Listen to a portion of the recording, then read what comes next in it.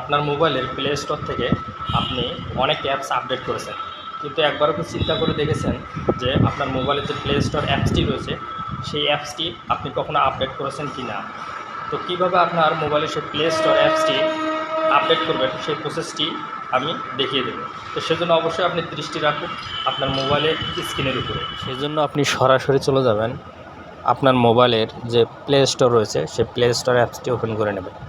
Play store অ্যাপসটি open করে নেওয়ার পর আপনি দেখতে পারবেন উপরে আপনার জিমেলের যে লোগোটা রয়েছে সেই লোগোর উপরে ট্যাপ করে দেবেন। ট্যাপ করে দেওয়ার পর এই ধরনের একটা ইন্টারফেস চলে আসবে।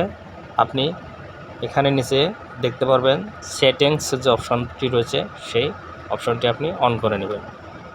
অন করে নেওয়ার পর আপনি নিচে দেখতে পারবেন অ্যাবাউট, সেই অ্যাবাউটে ট্যাপ করে দেবেন।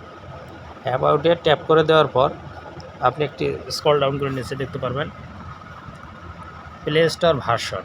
এই প্লে স্টোর ভার্সনে এখানে নিচে দেখতে পারবেন আপডেট প্লে স্টোর, এটা লেখা থাকবে। আপনি জাস্ট এই আপডেট প্লে স্টোরে টাচ করে দেবেন। আপডেট প্লে স্টোরে টাচ করে দেওয়ার সঙ্গে সঙ্গে কিন্তু আপনার প্লে স্টোরটি আপডেট হয়ে যাবে। আবার ব্যাগে চলে আসবেন। ব্যাগে চলে আসার পর আপনার যে জিমেল লোগোটা রয়েছে সেই লোগোতে আবার টাচ করে দেবেন। টাচ করে দেওয়ার পর এখানে নিচে দেখতে পারবেন প্লে প্রোটেক্ট। এই প্লে প্রোটেক্টের কাজ হচ্ছে আপনার মোবাইলের মধ্যে কোনো ক্ষতিকারক কোনো অ্যাপস আছে কি না সেটিও আপনি এখানে এই প্লে প্রোটেক্ট থেকে আপনি যাচাই করে নিতে পারবেন। তো সেজন্য আপনি যে প্লে প্রোটেক্ট এখানে ট্যাপ করে দেবেন। ট্যাপ করে দেওয়ার পরে আপনি এখানে দেখতে পারবেন স্ক্যান, আপনি এখানে স্ক্যান করবেন। এভাবে স্ক্যান করলে আপনি যেটি হবে সেটি হচ্ছে আপনার মোবাইলে কোনো ক্ষতিকারক অ্যাপস আছে কি না সেটি কিন্তু আপনি এখানে যাচাই করে নিতে পারবেন। তো দেখুন এটি একটি সময় নিচ্ছে।